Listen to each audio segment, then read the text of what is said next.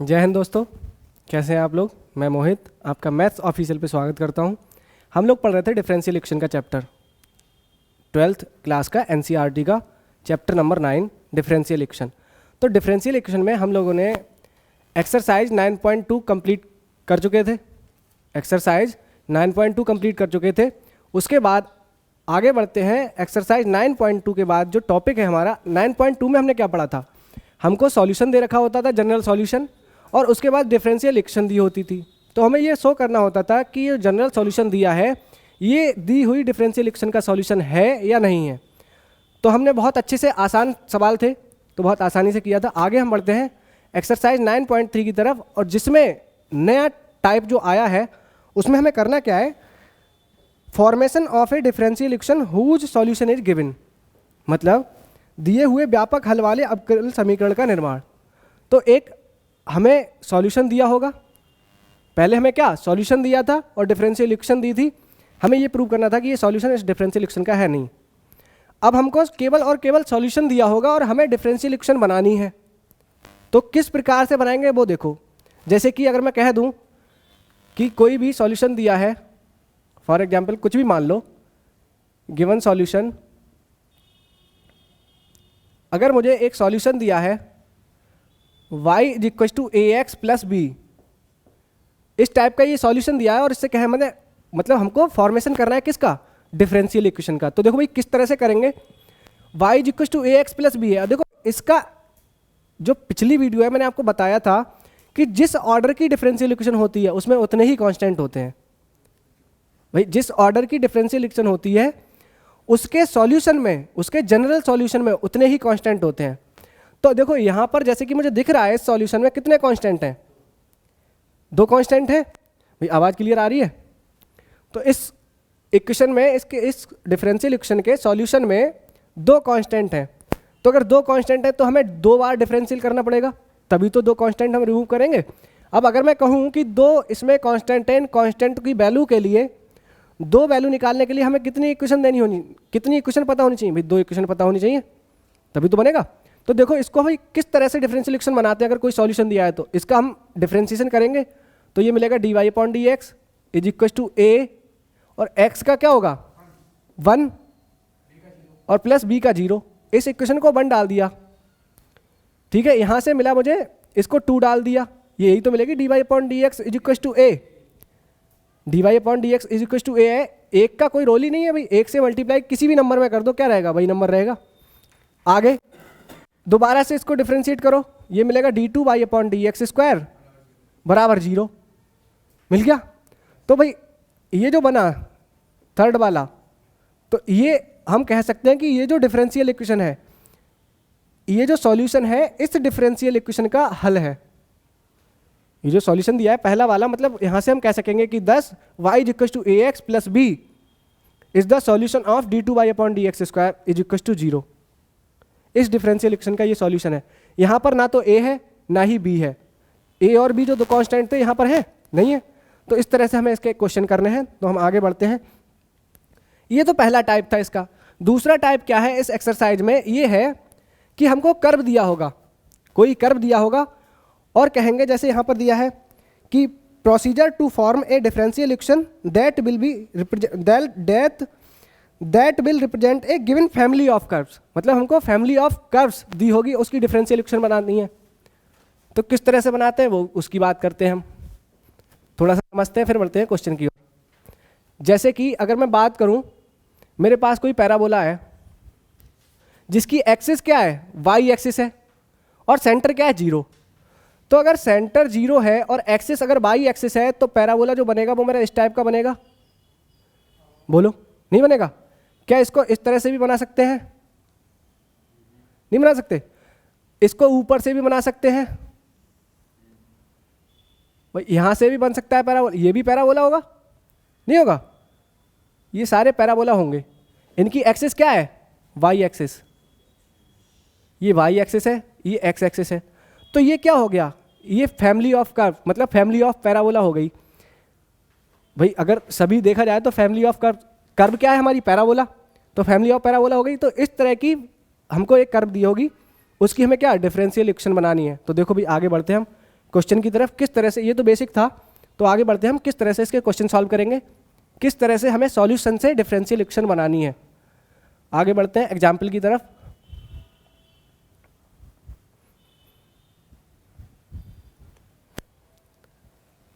तो example first है, example first नहीं, एग्जाम्पल 4 है। यहाँ पर दिया, जैसे कि मैंने ये समझाया था, यहाँ पर दिया है y is equal to m x. Example 4 में y is equal to m x दिया है, ये सॉल्यूशन दिया है और इसकी हमें डिफरेंशियल इक्वेशन बनानी है। बहुत ही बेसिक है भाई, इससे अच्छा तो मैंने अभी एग्जाम्पल समझाया था, y is equal to a x plus b. इसमें कितने कांस्टेंट हैं? एक कांस्टेंट है भाई, m ही तो है, m अकेला एकमात्र इकलौता कांस्टेंट है इसमें। तो अगर मैं इसको 1 डाल दूं और इसका डिफरेंशिएशन कर दूं तो यहाँ मिल जाएगा dy अपॉन डी एक्स बराबर क्या मिलेगा? m मिल जाएगा भाई, m की वैल्यू क्या मिलेगी? dy upon d x. अब कुछ लोग होंगे जो इसका दोबारा से डिफरेंशिएशन करेंगे, तो वो नहीं करना है भाई। यहाँ पर केवल एक ही कांस्टेंट है, यहाँ पर केवल एक ही कांस्टेंट है, तो एक ही बार डिफरेंशिएशन करना है और ये वैल्यू मिली मुझे 2, सेकेंड इक्वेशन डाल दी। तो यहाँ से m की वैल्यू मैं इसमें 1 में पुट कर सकता हूँ? नहीं कर सकता। जैसे कि यहाँ पर बहुत सारी थ्योरी लिखी हुई है, जो मैं बोल रहा हूँ वही थ्योरी लिखी हुई है। जैसे कि दिया हुआ है कि y is equal to m x, कह रहे हैं differentiate with respect to x on both sides, तो यहाँ से dy upon d x m मिल गया। तो अगर मैं इस m की वैल्यू 1 में पुट कर दूं, मतलब फ्रॉम 1 एंड 2, हम क्या कह सकते हैं भाई, y is equal to m की वैल्यू क्या है? dy अपॉन डी एक्स और dy अपॉन डी एक्स और इंटू एक्स। तो ये जो इक्वेशन बनेगी मेरी वो बन जाएगी x dy upon d x minus y, ये वाली y इधर ले गया 0। तो ये मेरी डिफरेंशियल इक्वेशन है नहीं है भाई। तो ये इस सॉल्यूशन की डिफरेंशियल इक्वेशन है। कितना आसान एग्जाम्पल था, नहीं था? तो ये तो फिलहाल फर्जी एग्जाम्पल है। आगे बढ़ते हैं अच्छे एग्जाम्पल की तरफ। फर्जी नहीं मतलब आपका बेसिक क्लियर करने के लिए ये। अगर ये छोटे छोटे क्वेश्चन नहीं होंगे आपसे तो बड़ा क्वेश्चन कैसे करेंगे भाई? हमें अपनी छत पे जाने के लिए सबसे पहले पहली सीढ़ी पे कदम रखना पड़ता है या लास्ट वाली पे? भाई पहली पे ही तो रखोगे। तो अगले एग्जाम्पल की तरफ बढ़ते हैं हम। अगला एग्जाम्पल दिया है, देखो ये तो एग्जाम्पल 4 था, बिल्कुल बेकार सा। अगला एग्जाम्पल दिया है कि वक्रों के कुल, कुल मतलब फैमिली ऑफ कर्व्स दिए यहाँ पर, ये दिए। एग्जाम्पल 5 कर रहा हूँ, अच्छा एग्जाम्पल है।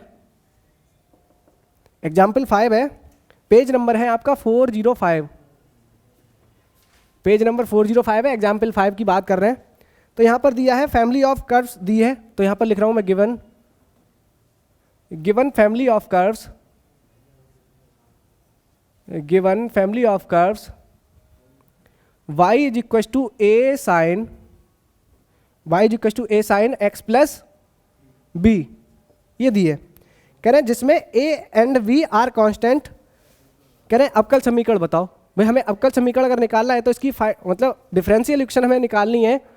तो भाई मेरे भाई यहाँ पर ये बताओ, यहाँ पर दिया हुआ है a and v are constant,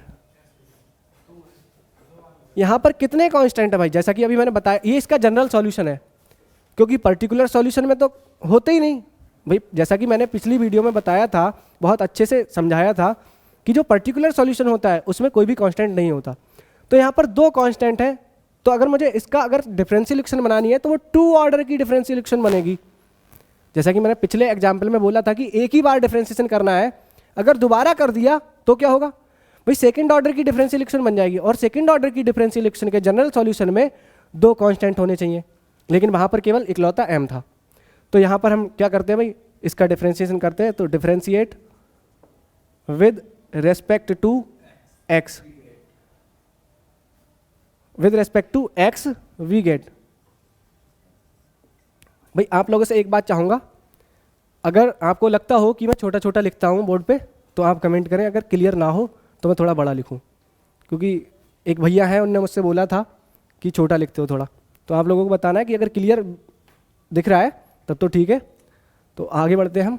differentiation with respect to x भी गेट। देखो अगर हम इसका डिफरेंशिएशन करेंगे तो यहाँ मिल जाएगा dy अपॉन डी एक्स। मैं बाई डैश लिख दूँ, कोई दिक्कत होगी? तो मैं बाई डैश लिख रहा हूँ, तो by dash is equal a constant है, साइन एक्स का होता है कॉज एक्स,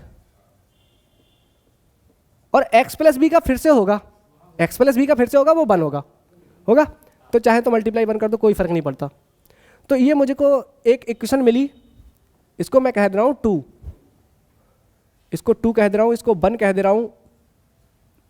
अब एक बार मैंने डिफरेंशिएशन कर दिया, दोबारा से डिफरेंशिएशन करो, again differentiating with respect to x. देखो भाई क्या मिलेगा,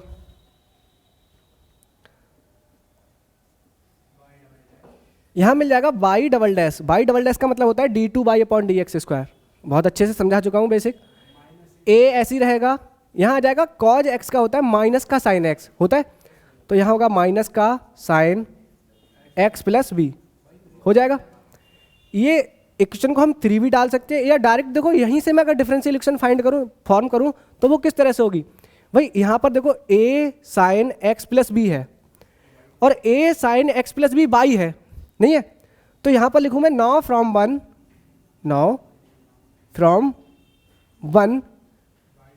वन एंड, इसको 3 डाल दे रहे हैं, 1 एंड 3, तो 1 एंड 3 से अगर मैंने कह दिया तो बाई डबल डैश बराबर मिल जाएगा मुझे माइनस का a sine x plus b की जो वैल्यू है वो है बाई, तो मैंने यहां पर बाई रख दिया, y double dash is equal to minus y, इसको लिख सकते हैं हम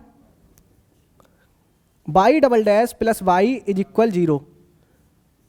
तो मेरे भाई ये बात बताओ, इस डिफरेंशियल इक्वेशन को हम ऐसे भी लिख सकते हैं, d2 y upon d x square plus y is equal to 0। तो ये दोनों फॉर्म एक ही है, मैं पीछे बहुत बेसिक से बिल्कुल अच्छे से क्लियर कर चुका हूँ। तो भाई एक बात ये बताओ आप मुझे, अब जैसे ये डिफरेंशियल इक्वेशन है, तो आपको कैसे पता कि ये डिफरेंशियल इक्वेशन है? मैंने बोला कि कोई भी डिफरेंशियल इक्वेशन होती है उसमें क्या होता है भाई, कांस्टेंट नहीं होते। तो ये जो डिफरेंशियल इक्वेशन है, या ये बोलो या ये बोलो, एक ही बात है, यहाँ पर और लगाओ, और करके लिख सकते हैं हम। तो ये जो डिफरेंशियल इक्वेशन है, इसको अगर मैं नंबर दे दूँ, क्या कोई इक्वेशन ए दे दूँ, तो यहाँ पर हम लिख सकते हैं इस तरह से कि B observe that from equation A is free from constant A and be constant इसमें है नहीं है, फिर यहीं से लिखेंगे 10 equation A is the required differential equation. सही है, तो इस तरह से ये क्वेश्चन हो गया भाई, हमको सॉल्यूशन दिया था, और वो भी क्या दिया था, गिवन फैमिली ऑफ कर्व्स दी थी, एक कर्व की फैमिली दे रखी थी हमको, y equal to a sine x plus b, मतलब यहाँ से हम बहुत सारे कर्व ड्रॉ कर सकते हैं। वेरिएशन क्या होगा, a और b की वैल्यू, वेरिएशन क्या होगा, a और b की वैल्यू, तो यहाँ से हम y equal to a sine x plus b से ये जो बनेगा, इसकी हम डिफरेंशियल इक्वेशन शो करी, तो क्या आ गई d2 y upon d x square plus y equal to 0। तो ये आप क्वेश्चन नोट कर ले, हम बढ़ते हैं आगे नेक्स्ट क्वेश्चन की तरफ। मैं इसको साफ कर रहा हूँ।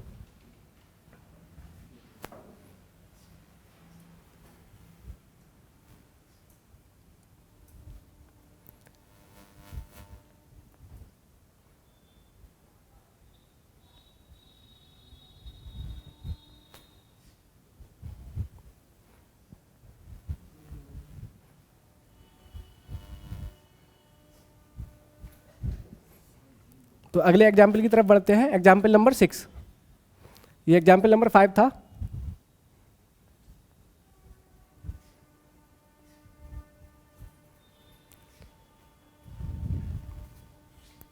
अगले एग्जाम्पल नंबर 6 की तरफ बढ़ते हैं, और बहुत ही अच्छा एग्जाम्पल है। एग्जाम्पल 6 है, कह रहे हैं ऐसे दीर्घवृत्त क्या होता है भाई, एलिप्स, ऐसे दीर्घवृत्तों के कुल मतलब फैमिली, यहाँ पर फैमिली ऑफ एलिप्स दे रखी है, को निरूपित करने वाला अवकल समीकरण ज्ञात कीजिए जिनकी नाभियां मतलब फोकी एक्स अक्ष पर है तथा जिसका केंद्र सेंटर मूल बिंदु ओरिजिन है। तो हमें एक ऐसे इलिप्स का मतलब ऐसी फैमिली ऑफ इलिप्स की डिफरेंशियल इक्वेशन ड्रॉ करनी है, बनानी है। ऐसे फैमिली ऑफ इलिप्स की डिफरेंशियल इक्वेशन हमको फॉर्म करनी है जिसकी जो फोकी है वो एक्स एक्सिस पे है और जिसका सेंटर है वो ओरिजिन है। तो भी आगे बढ़ते हैं। एग्जाम्पल 6 और इम्पॉर्टेंट एग्जाम्पल है, यहाँ पर आप स्टार मार्क कर लें, बहुत ही अच्छा एग्जाम्पल है, पूछा जाता है।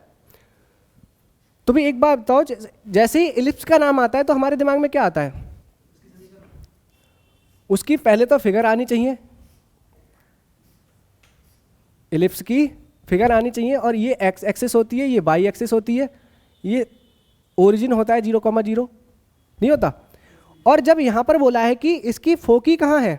एक्स एक्सिस पे, तो मतलब मेजर जो एक्सिस होगी, भाई मेजर एक्सिस और माइनर एक्सिस बहुत ज़्यादा इंपॉर्टेंट रोल प्ले करती हैं किसमें? इलिप्स में। अगर ये चेंज कर दी तो इसकी एक्सिस चेंज हो जाएगी। अगर इसकी बात करूं तो इसकी एक्स एक्सिस पे फोकी होंगी, और इसकी बात करूंगा तो वाई एक्सिस पे। बताओ भाई, सेंटर तो यहाँ भी ओरिजिन होगा, यहाँ भी ओरिजिन हो सकता है, दोनों में हो सकता है, लेकिन तो हमें बहुत ही अच्छे से फिगर को समझना है। अगर फिगर बन गई तो क्वेश्चन हो जाएंगे। और फिगर हमें जो आपका एप्लीकेशन ऑफ इंटीग्रल्स वाला चैप्टर है उसमें भी बनानी पड़ती है, तो फिगर तो क्लियर होनी चाहिए। तो यहाँ से अगर मैं बनाऊंगा एक्स एक्सिस पे अगर इसकी फोकी है तो इस तरह से इलिप्स बनेगा मेरा, नहीं बनेगा?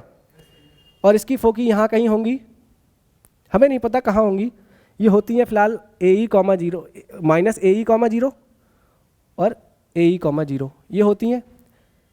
अगर मेजर एक्सिस और माइनर एक्सिस A है, मतलब मेजर एक्सिस A है, माइनर एक्सिस B है, तो इस पॉइंट के जो कोऑर्डिनेट होंगे A,0 होंगे, इस पॉइंट के कोऑर्डिनेट B,0 होंगे, सॉरी 0,B। वाई एक्सिस है तो 0,B होंगे, नहीं होंगे? तो इसका इक्वेशन क्या होता है भाई?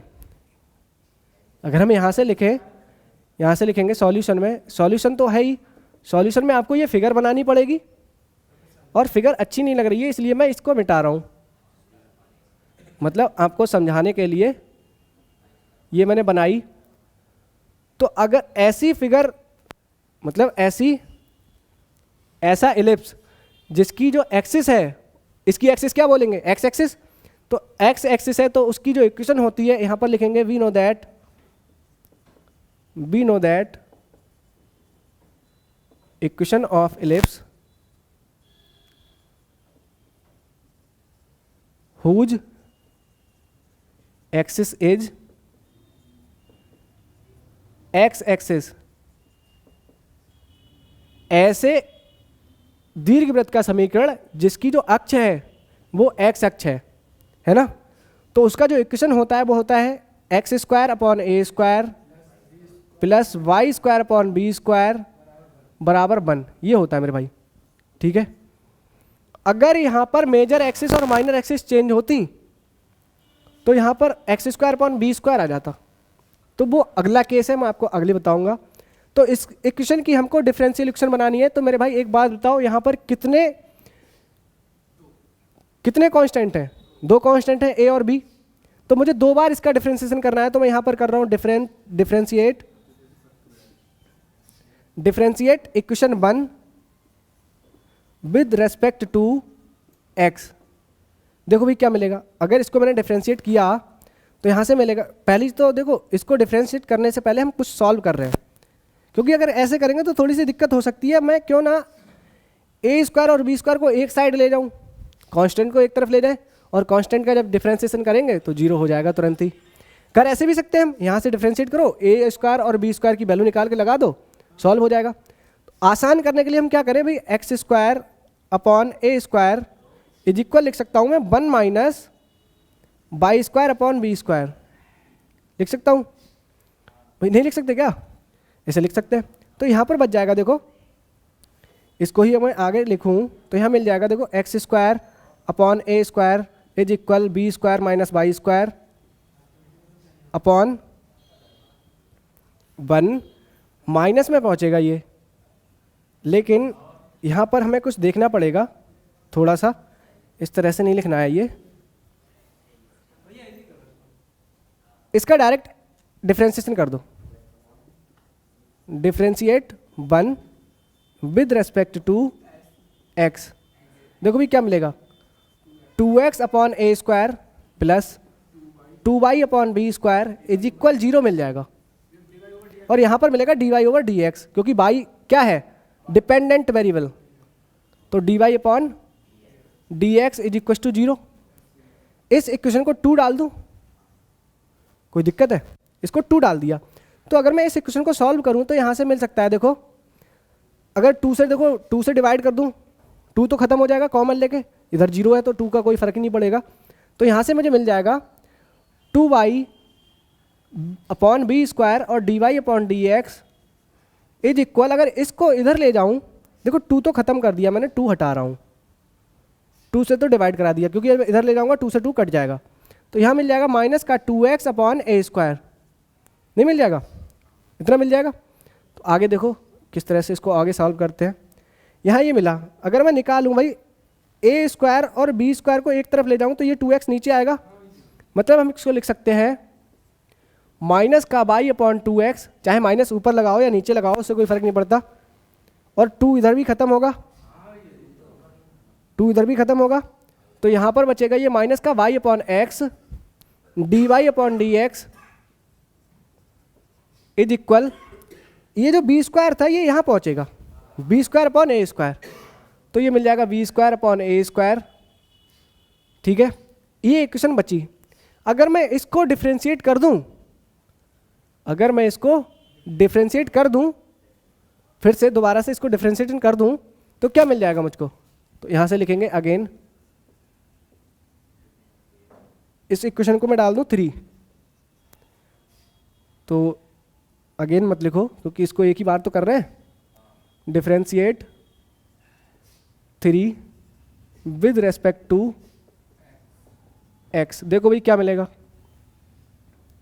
यहाँ से देखेंगे क्या मिलेगा। तो अगर मैं डिफ्रेंशिएट करूंगा तो इसका पहले तो ये बताओ डिफ्रेंशिएशन कैसे करोगे, फर्स्ट फंक्शन सेकंड फंक्शन से करेंगे इसका डिफ्रेंशिएशन। किस तरह से, इस पूरे को मानो आप, ये माइनस हटा दूं अगर दिक्कत दे तो, ये माइनस इधर लगा दिया मैंने, अगर दिक्कत हो रही है तो माइनस को हम किधर भी लगा सकते हैं भाई। तो इस पूरे को मैं एक फंक्शन मान लूँ, इस पूरे को दूसरा फंक्शन मान लूँ, यू भी से कर दे रहे, पहला फंक्शन ऐसे ही रखा मैंने, ध्यान देना है, अगर ध्यान नहीं दिया तो ये ऊपर से जाएगा। बाई अपॉन एक्स ऐसे ही रखा मैंने, और d two y upon d x, d y upon d x का जो होगा वो होगा d two y upon d x square plus, ठीक है, d y upon d x ऐसे ही रखा मैंने, और यहाँ पर बाई अपॉन एक्स का डिफ्रेंशिएशन होगा, वो किस तरह से होगा ध्यान रखना है, बाई अपॉन एक्स, ये मैंने अभी ऐसे ही लिखा है, तो इसका डिफ्रेंशिएशन करेंगे अंश बटे हर से। और इक्वल में क्या मिलेगा मेरे भाई, इक्वल में पूरा कांस्टेंट टर्म है तो 0 मिल जाएगा। भाई इधर वीडियो कट तो नहीं रही है, तो यहाँ से मुझे इधर 0 मिल जाएगा, मिल जाएगा कोई दिक्कत। तो आगे इसको सॉल्व करते हैं, यहाँ मिल जाएगा देखो by upon x d two y upon d x square, बहुत अच्छा क्वेश्चन है तो आपको बनाना तो पड़ेगा ही पड़ेगा। तो d y upon d x ये रहा, यहाँ पर मिलेगा मेरे भाई देखो फर्स्ट फंक्शन सेकंड फंक्शन से करते हैं तो फर्स्ट फंक्शन सॉरी अंश बटे हर से करेंगे, हर को ऐसे ही रखा, हर को ऐसे ही रखा, अंश का किया, जब बाई का होगा तो मिलेगा d y upon d x, minus आता है, माइनस आता है, बाई को ऐसे ही रखेंगे और अंश का करेंगे 1 होगा, 1 हो गया, और अपॉन में आता है हर का स्क्वायर, डिनोमिनेटर का स्क्वायर, तो ये मिला मुझे, और इधर तो 0 ही रहेगा, कोई फर्क पड़ेगा नहीं पड़ेगा। तो यहाँ पर इसको सॉल्व करेंगे, देखो मिल जाएगा यहाँ पर y upon x d two y upon d x square, क्या हुआ भाई, y upon x d two y upon d x square plus d y upon d x, यहाँ पर अगर इसको सॉल्व करें तो ये एक्स स्क्वायर में बाहर ले लूँ, भाई एक्स स्क्वायर को बाहर ले सकते हैं, तो एक्स स्क्वायर को मैं बाहर ले रहा हूँ, यहाँ पर आ जाएगा x square 1 upon x square और d y upon d x, यहाँ मिल जाएगा x d y upon d x minus by is equal 0, ठीक है।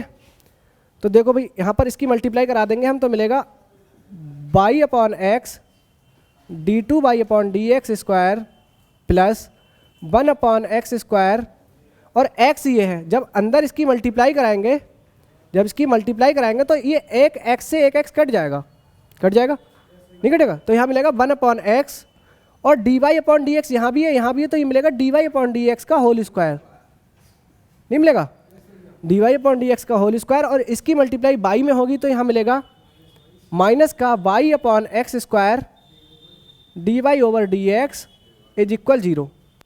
तो ये हमारी इक्वेशन बनी किसकी, इस फैमिली ऑफ इलिप्स की ये डिफरेंशियल इक्वेशन बनी। इसको हम लिख सकते हैं भाई ये वाला x² था तो इसकी मल्टीप्लाई नहीं होगी इधर से, इस बाई की मल्टीप्लाई इससे होगी तो यही तो मिलेगा। तो देखो भाई यहाँ से x से आप डिवाइड भी करा सकते हो, x से हम डिवाइड करा सकते हैं, तो यहाँ पर लिख सकते हैं बाई एक x अगर मैंने कॉमन ले लिया, क्या चीज़ x बाई हो जाएगा भाई, इसको ऐसे लिख सकते हैं, देखो ध्यान दो, y/x इसको लिख सकते हैं y डबल डैश, नहीं लिख सकते, y/x y double dash plus 1/x y dash का square minus y/x² y dash is equal 0।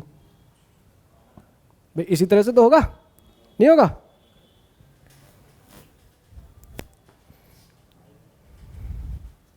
x से अगर मल्टीप्लाई कराएंगे, सभी x² से अगर मल्टीप्लाई कराएंगे तो बन जाएगा, उसमें क्या दिक्कत है, वो तो करा सकते हैं, तो उसको सॉल्व करके लिख सकते हैं हम।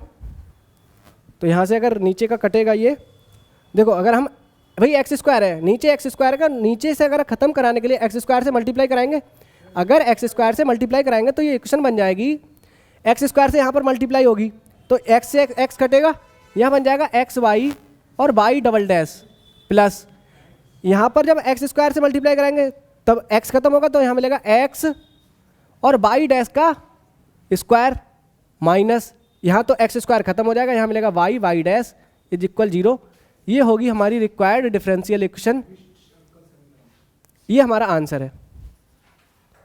तो अच्छा क्वेश्चन था, नहीं था, आता है आपके एग्जाम में आता है, ये आप तसल्ली से उतारे भाई, स्क्रीनशॉट ले लो इसका, वीडियो को पॉज कर लो और आराम से नोट कर लो, कोई दिक्कत। तो अच्छा क्वेश्चन था, थोड़ा सा टाइम जरूर लगा। आगे बढ़ते हैं हम अगले एग्जाम्पल की तरफ।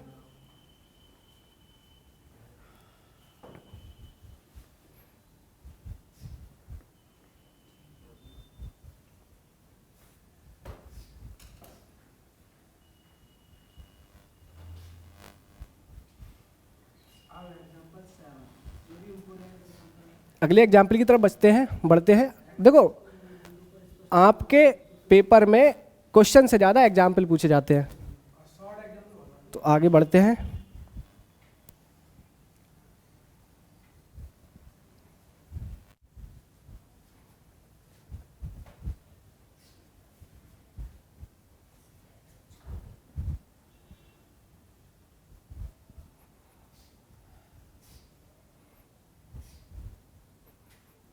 आगे बढ़ते हैं हम नेक्स्ट एग्जाम्पल की तरफ।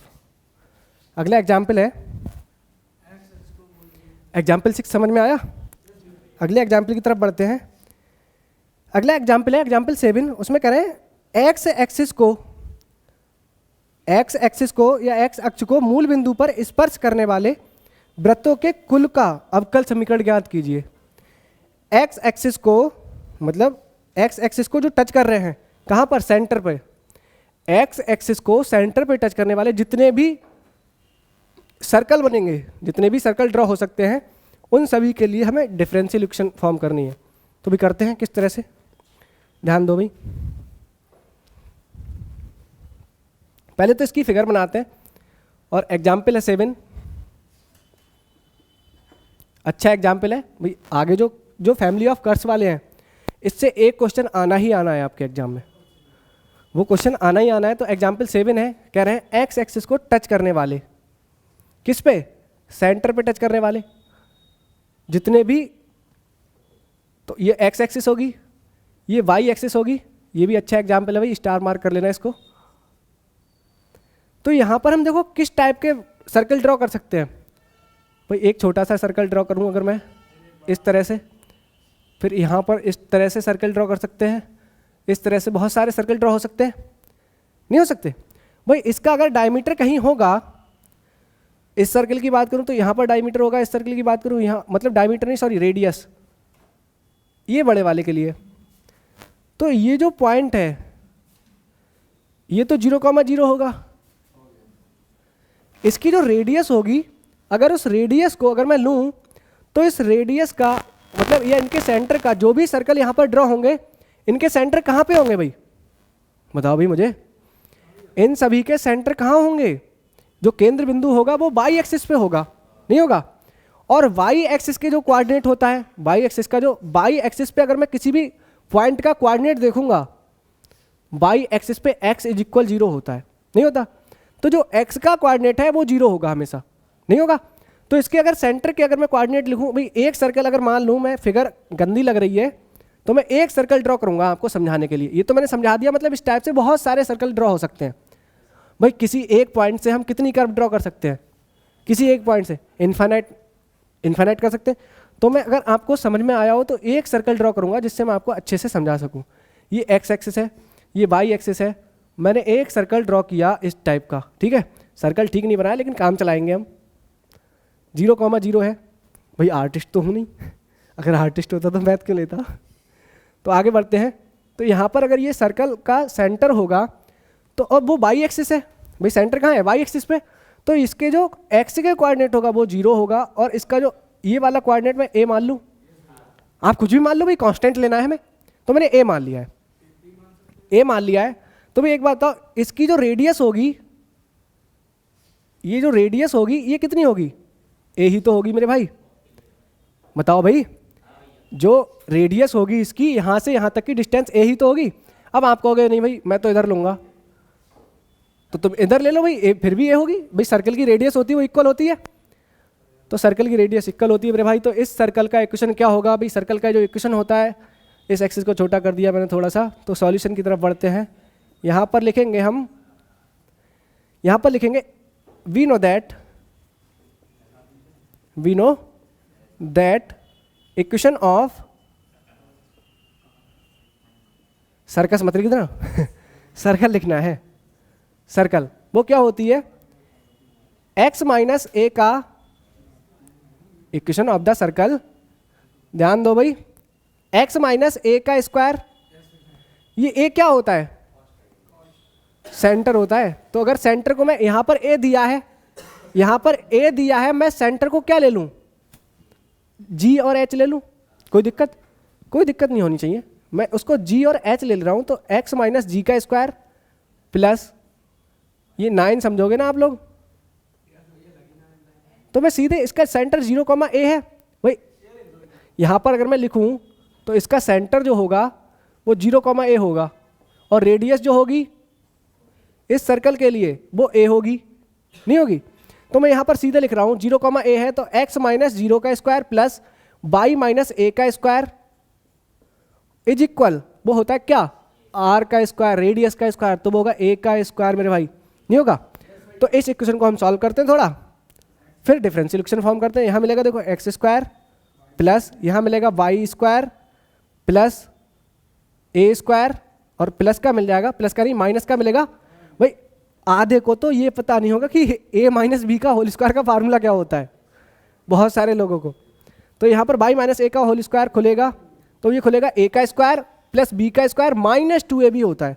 तो माइनस 2a बाई बी की, a की जगह y है और b की जगह a है, सब कुछ उल्टा है भाई, तो ध्यान देना है, वरना सब पेपर में उलट पुलट हो जाएगा। आप तो कहोगे भी घर पे आके पापा बिल्कुल सही किया है, और जब रिजल्ट आएगा पापा मैंने कही थी सही किया है लेकिन साले नंबर नहीं दिए, तो दिक्कत आने वाली है भाई। घर पे खुश रहोगे लेकिन जब रिजल्ट आएगा तो गाली दोगे एग्जामिनर को। इज इक्वल ए स्क्वायर, तो ए स्क्वायर से ए स्क्वायर शहीद हो जाएगा दोनों तरफ से। यहाँ पर जो सर्कल की इक्वेशन बची, family of curve, family of circle, जो यहाँ पर जो जनरल इक्वेशन बनेगी फैमिली ऑफ सर्कल, वो क्या बनेगी, x square plus y square minus 2ay is equal 0 कर दो, या इसको हम इधर भी ले जा सकते हैं, कुछ भी कर सकते हैं। तो मैंने इसको 1 दे दिया। यहाँ पर कांस्टेंट कितने हैं भाई, बोलो भाई, यहाँ पर कांस्टेंट है 1, तो हमें डिफरेंशिएट कितनी बार करना होगा, एक बार डिफ्रेंशिएट करना है, तो यहाँ पर मैं differentiating 1 with respect to x। देखो भी क्या मिलेगा हमको, तो ये आप नोट करते चलें, बाकी समझाने का कुछ है नहीं, अगर डिफ्रेंशिएशन आता है तो फिर भी ध्यान देते रहें। तो यहाँ पर एक्स स्क्वायर का होगा 2x प्लस 2y। अब y क्या है मेरा भाई, y डिपेंडेंट वेरिएबल है, तो इसका x के रिस्पेक्ट में होगा dy/dx। x का तो 1 होता है तो हम दिखाते ही नहीं भाई, x का x पे रिस्पेक्ट में डिफरेंशिएशन करेंगे तो 1 होता है, वो दिखाते नहीं। तो यहाँ पर बचेगा माइनस का 2a और dy/dx, नहीं मिलेगा 2a dy/dx। अब यहाँ पर मुझे केवल एक ही बार डिफरेंशिएशन करना था, नहीं करना था, एक ही बार डिफरेंशिएशन करना था, तो वो किस तरह से यहाँ पर हम बनाएंगे। तो यहाँ पर ध्यान दो भाई, ये 2a इज इक्वल तो 0 ही मिलेगा मुझे, यहाँ पर ये इक्वेशन बन जाएगी, 2 से मैंने डिवाइड करा दिया, तो ये बनेगा x प्लस, यहाँ पर dy/dx कॉमन ले लूँ, तो dy/dx अगर मैंने कॉमन ले लिया, यहाँ क्या बचेगा भाई, 2 मेरे भाई चला गया। अगर आप लिख रहे हैं कि 2y माइनस 2a, तो 2 से मैंने डिवाइड कराया है एक ही इक्वेशन में, और ना कराऊं तो भाई लिख दे रहा हूँ लो। अगर आपको लग रहा है कि हाँ एकदम एक साथ मतलब समझ में नहीं आ रहा है, तो हम आसानी से कर ले रहे हैं। ये 2x मैंने ऐसे ही रखा, यहाँ पर 2y बचेगा, यहाँ पर माइनस का 2a बचेगा, और इक्वल 0 बचेगा, नहीं बचेगा। तो देखो भाई आगे बढ़ते हैं हम, ये मिला 2x, और यहाँ से अब तो 2 कॉमन ले लूँ भाई, यहाँ पर जो 2 था लिख के दिखा दिया मैंने, अब तो मान जाओ, इतना जुल्म किसी पे सही नहीं है। तो यहाँ पर मैं 2 लिख दूँ, अब 2 से डिवाइड करा दूँ, तो देखो क्या मिलेगा, ये मिल जाएगी मुझको x प्लस dy/dx, और अंडर ब्रैकेट मिलेगा y minus a is equal क्या 0 ही तो मिलेगा भाई, कैसे परेशान हो रहे हो, छोटी छोटी बातों पे इतना परेशान। तो यहाँ मिलेगा 0, और इस इक्वेशन को मैंने नाम दे दिया, यहाँ हमारी इक्वेशन 1 पड़ी थी, यहाँ डाल दी मैंने 2 डाल दी। तो देखो भाई फ्रॉम 1 क्या मिलेगा मुझको, जो मेरी 1 इक्वेशन थी, या 1 मैंने डाली थी, जो हमारी इक्वेशन बनी थी ये वाली, इसको भी एक नाम दे दो भाई, इक्वेशन a, इसकी ज़रूरत पड़ रही है। तो इसको अगर मैंने नाम दे दिया इक्वेशन a, तो यहाँ पर लिखेंगे हम फ्रॉम इक्वेशन a। हमें पता है क्या करना है, हमें यहाँ से y माइनस a की वैल्यू निकालनी है, y माइनस a की वैल्यू यहाँ से निकाल के इसमें पुट कर देंगे, तो देखो क्या मिलेगा, फ्रॉम a क्या है मेरी x square plus y minus a का whole square is equal a square है, नहीं है। अब y माइनस a अगर यहाँ से भी निकालेंगे, दूसरी चीज़, ये मेरी एक इक्वेशन थी, पहली इक्वेशन ये थी, यहाँ से a की वैल्यू निकाल सकते हैं आप भाई, यहाँ से अगर आप a की वैल्यू निकाल सकते हो, उसमें पुट कर दें तो आसानी से हो जाएगा। और यहाँ पर अगर y माइनस a की वैल्यू निकालेंगे तो a स्क्वायर बच जाएगा, नहीं बचेगा, a स्क्वायर फिर भी तो आ जाएगा यहाँ पर। तो हम ऐसे ना करके हम क्या कर रहे हैं, सीधे a की वैल्यू निकाल रहे हैं, कहाँ से, फ्रॉम 1 से, फ्रॉम 1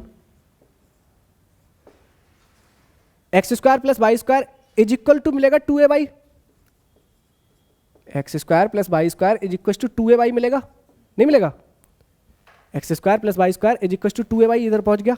यहाँ से अगर a की वैल्यू निकालूँ मैं, तो a की जो वैल्यू मिलेगी, वो मिलेगी x square plus y square upon 2y, ये पुट कर दे रहे हैं हम, पुट इन 2। देखो क्वेश्चन को आप किसी भी तरह से बना सकते हैं, जैसे मैं बना रहा हूँ उससे आसान तरीके से बना सकते हैं आप, लेकिन उसमें थोड़ा सा सोचना पड़ेगा आपको।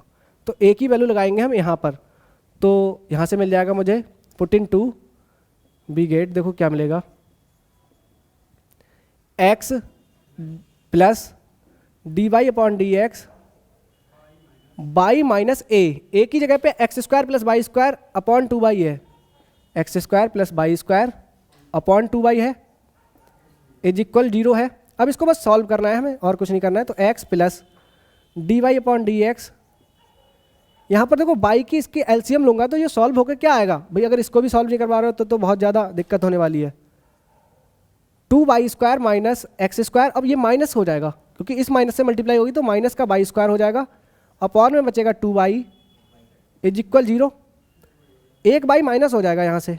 तो ये जो बनेगी इक्वेशन मेरी बनेगी x plus d y upon d x को वाई डैश कह दूँ तो यहाँ बचेगा देखो वाई स्क्वायर, एक वाई स्क्वायर बचेगा, y square minus x square upon 2y is equal 0। तो यहाँ पर हम और भी कुछ लिख सकते हैं, किस तरह से, यहाँ पर लिख सकते हैं देखो y square minus x square upon 2y, y dash को मैं इधर लिख लिया और ये प्लस का x इज इक्वल 0। तो ये हमारी हो जाएगी क्या, डिफरेंशियल इक्वेशन। कोई दिक्कत बताओ भाई। इस डिफरेंशियल इक्वेशन में कोई कांस्टेंट है नहीं है, तो ये हमारी क्या होगी, डिफरेंशियल इक्वेशन। तो हम यहाँ पर लिख सकते हैं which is the required differential equation. यहाँ दिस लिखो,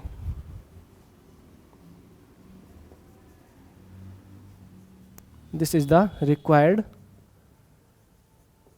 डिफरेंशियल इक्वेशन। तो इस तरह से ये एग्जाम्पल किया हमने, इसका स्क्रीनशॉट ले सकते हैं और नोट करें। तो हमने एग्जाम्पल 5 किया, 6 किया और ये एग्जाम्पल 7 किया। दोनों अच्छे एग्जाम्पल थे और दोनों एग्जाम में पूछे जाते हैं। फैमिली ऑफ कर्व से रिलेटेड एक क्वेश्चन आना ही आना है आपका। तो हम मिलते हैं नेक्स्ट वीडियो में, तब तक के लिए पढ़ते रहिए। धन्यवाद।